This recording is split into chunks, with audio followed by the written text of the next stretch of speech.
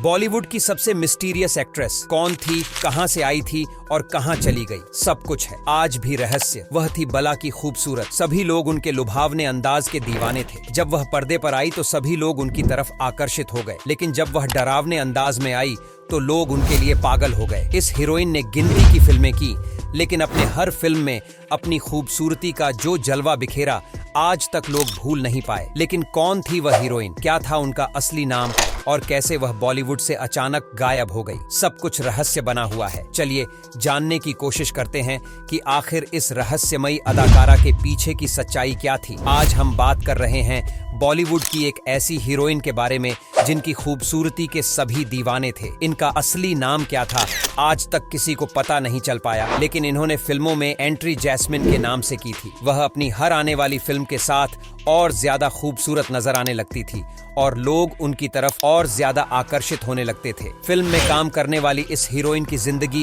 इतनी ज्यादा रहस्य से भरी हुई थी कि आज भी कोई उनके रहस्य को सुलझा नहीं पाया। आज तक कोई उनके राज से पर्दा नहीं उठा पाया कि आखिर उनकी जिंदगी क्या और कैसी थी, वह कौन थी, वह कहां से आई थी और अचानक कहां गायब हो गई। इसके बारे में आज तक कोई पता नहीं लगा पाया। यहाँ तक कि उनका असली नाम क्या था, इसके बारे में भी किसी को कोई जानकारी नहीं है। ये साल 1979 की बात है, जब विनोद खन्ना को हीरो के तौर पर अपनी पहली फिल्म मिली थी और इस फिल्म का नाम था सरकारी मेहमान। इस फिल्म के प्रोड्यूसर पहले भी 3 फिल्में और बना चुके थे, जिनके नाम थे 1969 में आई बद्रीनाथ यात्रा, 1972 में आई एकनाथ पंचमी और 1974 में आई खोटे सिक्के। इन तीनों ही फिल्मों में खोटे सिक्के उनकी इकलौती सोशल ड्रामा फिल्म थी और मारधाड़ और एक्शन से भरपूर थी। फिरोज खान, रिहाना सुल्तान, डैनी अजीत जैसे कलाकारों से सजी यह फिल्म सुपरहिट साबित हुई थी। इसी से उत्साहित होकर कोठारी साहब ने सरकारी मेहमान फिल्म को बनाने का फैसला किया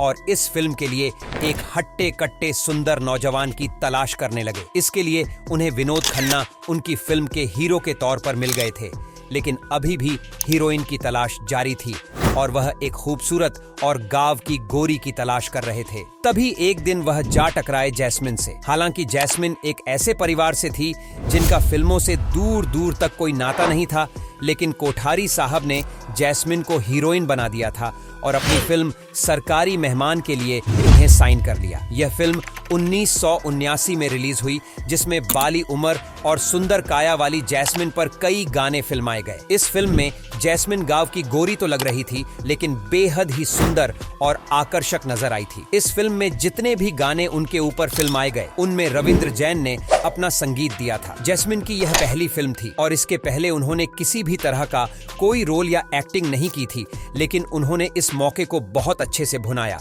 और अपनी पहली फिल्म में बड़े पर्दे पर ऐसी अदाकारी की जैसे वह पहले से इस काम को कर रही हो। फिल्म उम्मीद के मुताबिक चल नहीं पाई और लोगों ने फिल्म की सफलता का दोष नई हीरोइन जैस्मिन पर ही डाल दिया। जैस्मिन नई हीरोइन थी और फिल्म के फ्लॉप होने का सारा दोष उनके सर आ गया। इसके बाद दूसरे किसी डायरेक्टर ने उन्हें काम नहीं दिया, या फिर ऐसा भी कहा जा सकता है कि जैस्मिन ने खुद किसी और डायरेक्टर के साथ काम नहीं किया। लेकिन इसके करीब 4 साल बाद एनडी कोठारी ने अपने डायरेक्शन में दूसरे फिल्म प्रोड्यूस की, तो उसमें भी जैस्मिन ही एक और बार नजर आई।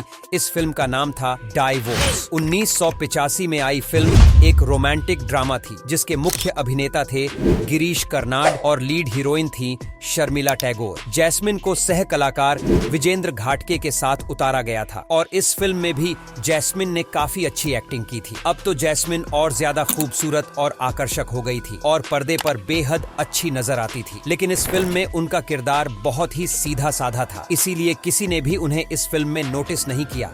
लेकिन इस फिल्म में काम करते करते उनके सह अभिनेता विजेंद्र से काफी अच्छी दोस्ती हो गई थी, जिन्होंने उन्हें बाद में राम से ब्रदर्स से मिलवाया। विजेंद्र घाटके 1980 में आई राम से ब्रदर की फिल्म गेस्ट हाउस में काम कर चुके थे और राम से ब्रदर्स ने 1985 के आसपास अपने आने वाली फिल्म वीराना के लिए जब विजेंद्र से चर्चा की, तो कहानी को सुनते ही उन्होंने जैस्मिन का नाम सुझाया। यह कहानी राम से ब्रदर्स में से एक श्याम रामसे के साथ हुई सच्ची घटना पर आधारित थी। दरअसल राम से ब्रदर्स अपनी ज्यादातर फिल्मों की शूटिंग महाबलेश्वर के आसपास किया करते थे। सूत्रों के मुताबिक एक बार श्याम सर्दियों में पहाड़ी इलाकों से होते हुए शूटिंग लोकेशन पर जा रहे थे, तब रात में उनके साथ एक अजीब हादसा हुआ। घने कोहरे के बीच पहाड़ की तरफ से उन्हें बेहद खूबसूरत लड़की आती हुई देखी।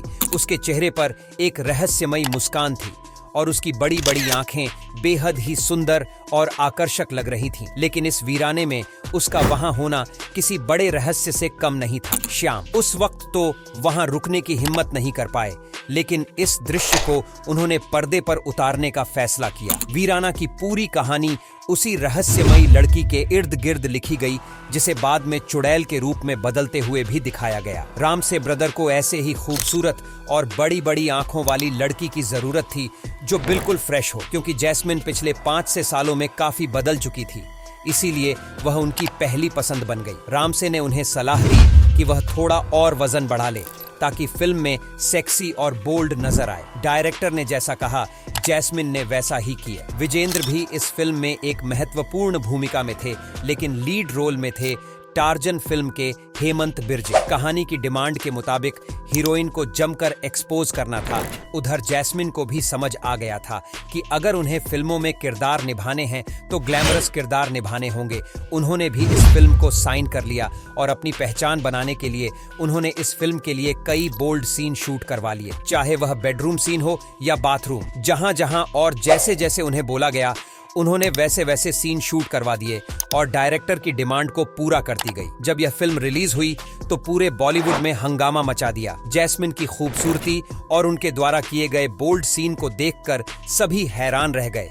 बॉक्स ऑफिस पर पैसे की बरसात होने लगी और अपने खूबसूरत चेहरे और हॉट बॉडी की वजह से हर तरफ जैस्मिन की चर्चा होने लगी। इतना ही नहीं, यह फिल्म आने के बाद जैस्मिन को हिंदी सिनेमा की सबसे खूबसूरत चुड़ैल होने का टाइटल भी मिल गया था। इस फिल्म के आते ही जैस्मिन रातों रात स्टार बन गई।